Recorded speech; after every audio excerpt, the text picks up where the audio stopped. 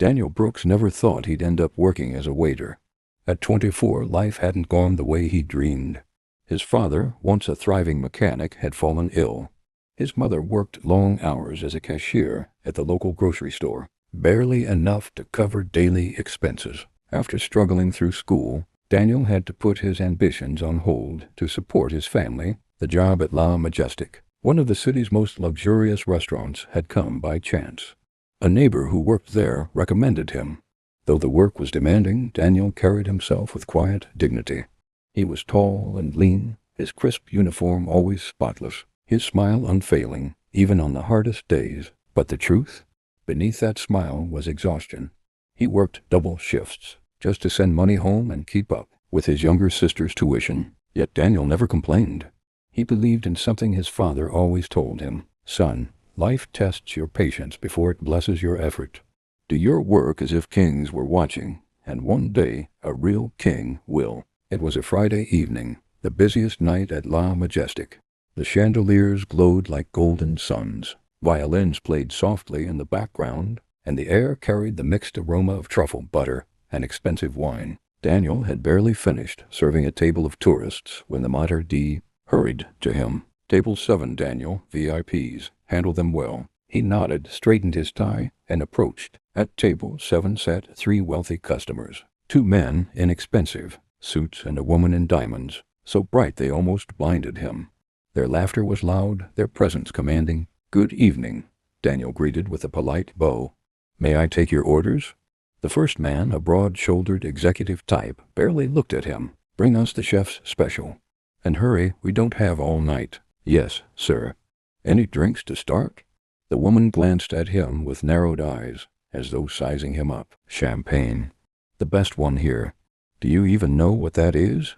Her tone dripped with condescension. Daniel forced a smile. "Yes, ma'am. I'll bring it right away." As he turned, the second man muttered just loud enough for Daniel to hear. "These waiters, always pretending to be sophisticated.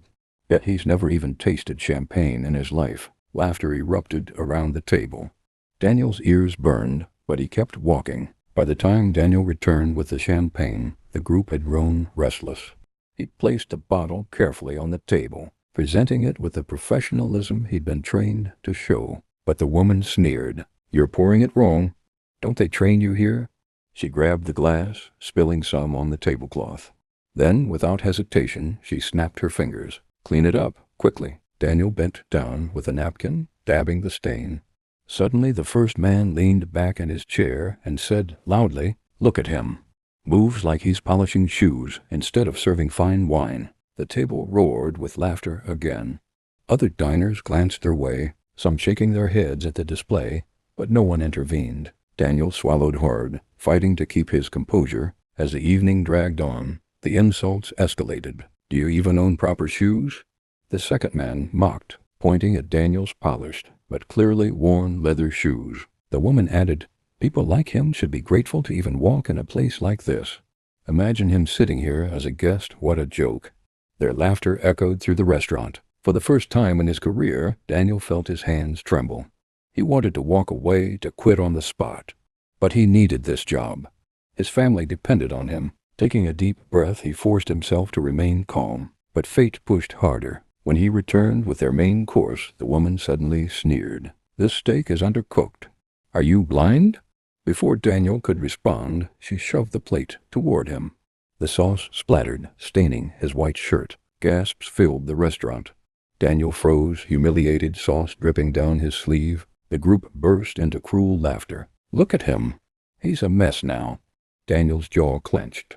His vision blurred with suppressed anger and shame. Unbeknownst to them, Mr. William Harris, the restaurant owner, had been watching. He was a man in his 60s, elegant yet humble, with sharp eyes that missed nothing.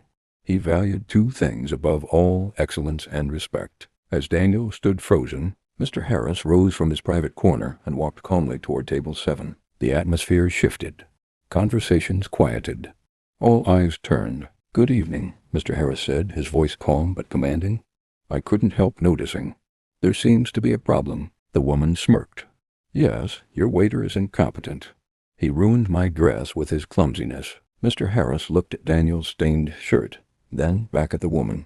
His lips curved in the faintest smile. "With all due respect, ma'am, I saw everything. Daniel did his job perfectly. The accident was caused by the way you handled the plate." Her face flushed. "Are you calling me a liar?" "I am calling you unjust," Mr. Harris replied evenly. The room went silent. Mr. Harris gestured for Daniel to step aside. Then he addressed the entire restaurant, his voice steady but filled with conviction. "Ladies and gentlemen, I've always said that this restaurant is not just about fine food or luxury. It's about respect for the craft, for the service, and for one another." He turned to the rich customers. "Tonight I witnessed behavior that dishonors that principle. Humiliating a hardworking man does not make you superior, it only reveals your weakness." Gasps and murmurs rippled through the diners. Phones discreetly recorded the scene. The first man rose angrily. "How dare you speak to us like that? Do you know who we are?"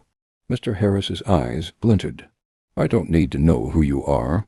What matters is who you choose to be." The woman tried to protest, but Mr. Harris raised a hand. "Your bill has been taken care of not as a courtesy, but as a request for you to leave." Immediately, the entire restaurant erupted in stunned silence. The three customers stormed out, faces burning with shame. Once they were gone, Mr. Harris turned to Daniel. "You handled yourself with remarkable patience," he said warmly. "I've been observing you for months. You serve every guest with dignity, no matter who they are. Tonight proved your character." Daniel blinked, his throat tightening. "Sir, I was only doing my job." Mr. Harris placed a hand on his shoulder. "And that is exactly why you deserve more. Starting tomorrow, you are no longer a waiter. I'm promoting you to assistant floor manager. You will lead, not just serve." Applause filled the restaurant. Daniel stood speechless, his eyes welling with tears. For the first time in years, he felt truly seen. Weeks later, Daniel wore his new manager's suit with pride. His sister's college tuition was secured, his family's burden lightened. Guests respected him, staff admired him, and even the toughest nights no longer felt heavy. One evening, as he supervised, a group of new customers arrived. Among them were two familiar faces, the same arrogant men from that humiliating night. They froze when they saw him, now in a position of authority. Daniel didn't sneer, didn't gloat. He simply greeted them with the same professionalism he always carried. "Good evening, gentlemen. Welcome to La Majestic. May I show you to your table?"